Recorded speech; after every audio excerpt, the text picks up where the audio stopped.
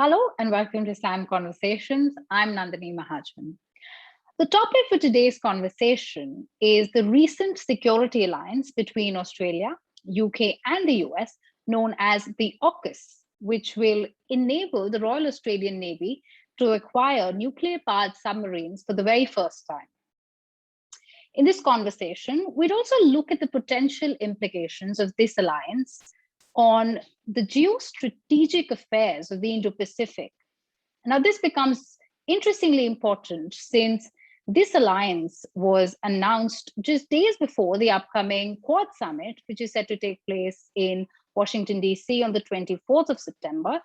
And Prime Minister Narendra Modi will also be in attendance.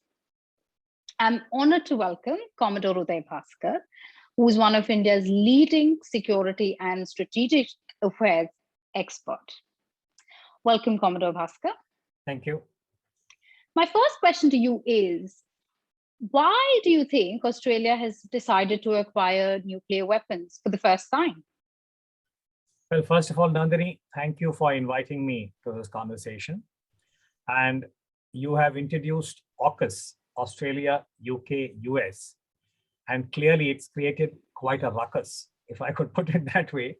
And at the core is Australia's determination to acquire nuclear propelled submarines. I think this needs to be reiterated that what Australia is going to acquire over the next few years, it's not something that will happen in a hurry, are SSNs, which are nuclear propelled submarines, and they do not have nuclear weapons. Right. When a submarine has a nuclear weapon, and if it is nuclear propelled, then the acronym that we use is SSBN, B standing for the ballistic missile. So Australia has decided to acquire a nuclear propelled submarine because it had carried out some very detailed strategic review of Australia's challenges, security challenges, and the fact that it is an island nation located where it is. And most recently, the trigger, as I see it, is the way in which the bilateral relationship between Australia and China has gone south. Now, this happened last year after the COVID pandemic, when Australia had taken a certain position about China's involvement in the spread of the COVID, and that led to anger and fury in Beijing, and they tried to intimidate Australia by using trade as a weapon. Now, all of this put together and China's assertiveness or the kind of intimidation has not been directed at China, at Australia alone. ASEAN states have also been, placed on the back foot. In a way, so was India in Galwan. So I think China's intimidation of its neighbors is something that is across the board. Given that backdrop, the inference one can draw is that Australia had contracted to acquire diesel submarines from France.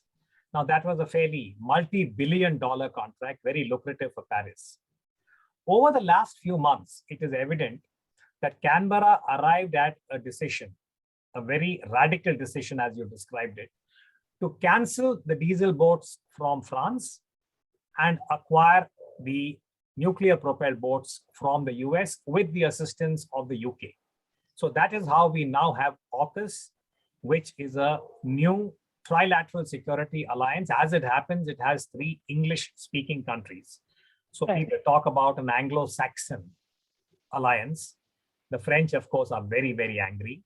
And in a few years, maybe 2 or 3 years from now, Australia will become one more nation in the Indian Ocean region, or the Indo-Pacific actually, to have nuclear propulsion. Nandini? Right. I want to ask you, what do you make of the French reaction to this announcement on the 15th of September? Well, clearly the French are hopping mad. As you can see, for the first time, I shouldn't be smiling when I say this, but what I'm trying to say is that the French, of course, are very, very upset. And the reason why they are upset, as they have said, is not only because they have lost a multi-billion-dollar contract, but the French foreign minister went on record, within hours after this announcement, to say that France feels that it has been stabbed in the back by its principal NATO allies. One is the United States, which is the senior partner in NATO. It's a US-led NATO because of the huge asymmetry between America's military capabilities and the other NATO countries. And it feels particularly, I think, angry with the way in which Britain has also played its cards. Obviously, US, UK, and Australia played their cards very close to their chest, did not let Paris know. And now there are various snippets that are being made available in the public domain to suggest that all of this was done in UK at the G7 summit in Cornwall. Right. And that while this secret deal was going on, Paris was kept out of the loop and was actually misled. So I think much of the French reaction, the French anger, is because of the way in which they say that they were betrayed. And of course, there are other elements also, because even the EU, which is France, Germany, and the other European Union members, because remember, UK is no longer a member of EU. Yes.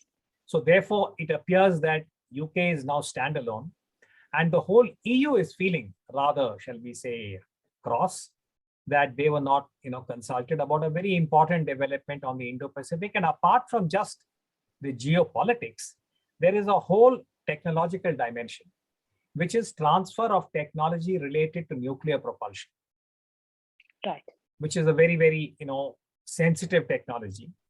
And no major power, not even the United States, parts with this easily. The last time the United States enabled another country to get nuclear propulsion underwater was in 1958, long time ago, during the Cold War, when the United States enabled UK.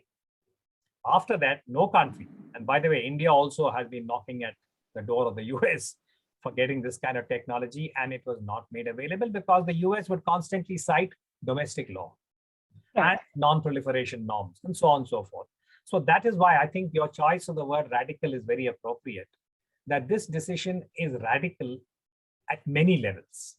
It is not just about Australia acquiring the nuclear boat, as we call it, but there are many other levels and layers at which this decision is very radical. And of course, China is also very concerned.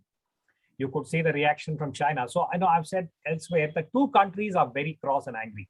One is France, for reasons that we have just identified, and the other is China, because China sees this new alliance as being directed against it. And the Chinese foreign ministry spokesman was quite candid and unambiguous in what they felt about AUKUS. But the Global Times, which is the mouthpiece in many ways of the Chinese Communist Party, and it's in English. It has two versions. One is English, one is Chinese. So the English edition of the Global Times is for the global audience. And if China's Communist Party wants to convey a message and they don't want to do it through the Foreign Office, sometimes they do it through Global Times. Right. It's a very harsh editorial that I saw on the 16th of September, a day after AUKUS was announced, where they have actually warned the Australians. And I'm paraphrasing, but Beijing said that if you step out of line to Canberra, you will be shown no mercy. Now, that's a very harsh turn of phrase. So it just shows basically how anxious, how angry, and how upset Beijing is at the latest development. Nandini? Great. Yes. Thank you for touching upon the reactions that we've gotten from the French and the Chinese. But I would like to move on and talk about the Quad. Do you think this AUKUS alliance would overshadow or dilute the importance of the Quad, especially with the summit right around the corner? My current reading is no. And I'll tell you why I'm saying this, because AUKUS really is a security alliance. It is about giving nuclear submarines to Australia, and within the framework of what the United States, UK, and Australia agree upon.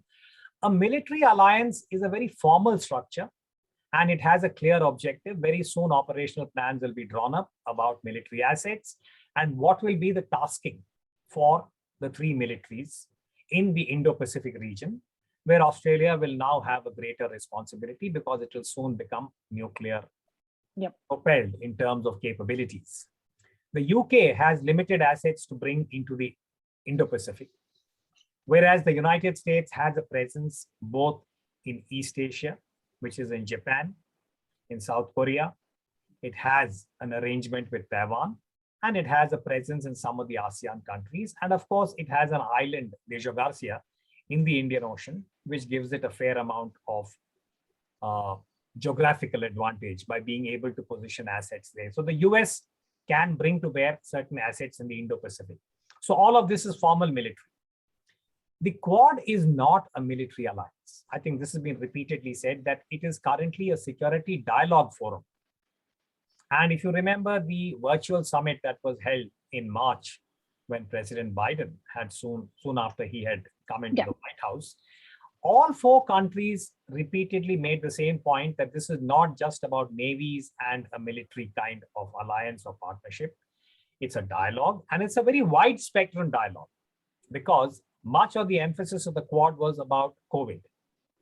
Right. And how will the region cope with the COVID and whatever the COVID has done to economies, to human security and everything.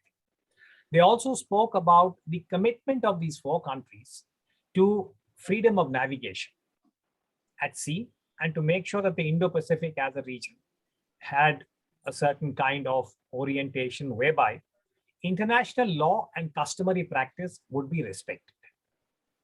So the subtext, and this is very interesting, that none of the four Quad countries mention China by name. Right. But yet they say we need to get together to ensure that we have freedom of navigation and the Indo-Pacific is safe, secure, and nobody is trying to upset or rock the boat. Now, who's rocking the boat? It's China. So therefore, even President Biden, who spoke at the UN General Assembly yesterday, he made the point that the United States has decided to elevate the Quad to summit level. And that's the meeting that will take place on Friday, where our Prime Minister, Mr. Modi, would also be present. And he also made the point that while we are not directing this against any one country, we would be looking at geopolitical issues. We would be looking at specific maritime naval issues. And the interesting addition is about global supply chains. How the Quad nations would look at options whereby they could either reduce the salience or perhaps even bypass China. That's a very big deal in case it is taken to its logical conclusion. And the last element which President Biden had identified, and my sense is that this will come up in the summit statement on Friday after the Quad concludes, is the geotechnological element, meaning that President Biden in the UNGA address and even earlier at the virtual summit, all the Quad nations have been talking about the new technological contestation among the major powers. That the new military, shall we say, balances that would be evolved will not necessarily be based on aircraft carriers, nuclear submarines, fighter aircraft, and what we would call as the hardware of the 20th century. We are now going to be looking at new technology, cyber, space, artificial intelligence, spectrum dominance, and all these issues. And for this, underwater maritime domain awareness is also a very important element. So the Quad nations have identified geotechnological cooperation as an important element. And that is where I believe that the EU and France would also have a very important role to play. So on balance, the Quad, I think, has a much wider spectrum. And therefore, it would not be in competition necessarily with the AUKUS. And neither will the AUKUS dilute the Quad, because they are on completely different tracks. Nandini? Yes, great. Thank you so much. Now I want to move on to my final question. And since you've mentioned that, India has been knocking on the doors of the United States to acquire the same technology, what do you think are going to be the implications for India? As I see it, I think, India is now becoming more aware of the new challenges, both in the maritime domain and in the extended technological domain, which is now, I think, slowly taking shape. Now, in the past, this has been one of the observations that security analysts have often made, which is that in the 20th century, when we spoke about the global common, by and large, it referred only to the maritime domain. That these were the high seas, the global common. And for 500 years, there were certain norms, there were certain laws that were codified in 1982. But by and large, it was a certain customary practice that the high seas were the heritage of mankind and that they would be free, open for commerce. And where there was a need for any kind of military use, it would be under a certain framework where everyone agreed. Otherwise, you can take your ship, a merchant ship, you can take a holiday, what's it called, a cruiser or the holiday ships, I mean, and you can set off, and if you have enough fuel and you know where to go, you can be on the high seas wherever you want. It's like taking your car and driving on the highway. But like that, if you have the wherewithal, you can take your ship or your boat and go anywhere, as long as you stay within the rules of the road and all the other customary norms. But now, in the 21st century, when we speak about the global common, it is becoming maritime, cyber. Maritime, cyber to space. And because of AI, because of artificial intelligence, 5G and all of that, the common reference now is maritime, space, cyber, spectrum. And for India, we had missed out various military technological revolutions. So the relevance for India about these summits, whether it is the Quad or all the other meetings that Prime Minister Modi is expected to have during his current visit to the United States, is how can we maximize the opportunities, first in the maritime domain, and slowly push the envelope and look at the new technologies, look at cyber, look at space, look at artificial intelligence, look at all the new semiconductors, computer chips, wherever you need hardware. And that is where I think India would be hoping to find robust and long-term partnerships, not only with the US government, which has to, of course, give a green signal or a concurrence.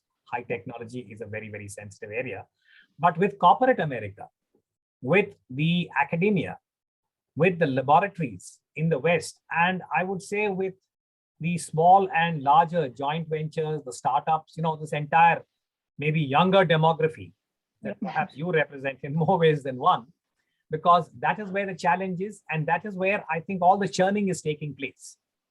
So I often say that Gen Next is the hope that at a time when the real global challenges are climate and what climate change has done to the world, what the COVID has done to the world, can technology provide sustainable solutions? And even while looking after anxieties, because states are paranoid, all states, including India, China, the United States, you get very conscious about territoriality, sovereignty, who's trampling on whose toes, and therefore you believe that you must invest in the military, large militaries, lots of aircraft, lots of tanks, lots of ships, so on and so forth. But slowly, I think we need a paradigm shift also about what constitutes national security. What is it that impinges on human security? I think COVID has suddenly made everyone in the world aware about how vulnerable we really are.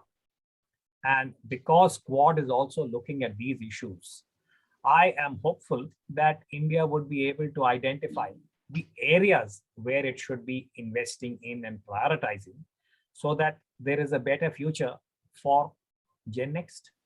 Nandini? Well, once again, thank you. Thank you so much for your insightful words. It's always a pleasure to talk to you and hear your thoughts on certain topics. And this has been a very enriching conversation. And you've given a different perspective to a lot of narratives that are surrounding the AUKUS alliance. Thank you so much, Commodore Bhaskar. Thank you. And thank you everyone for watching SAM Conversations.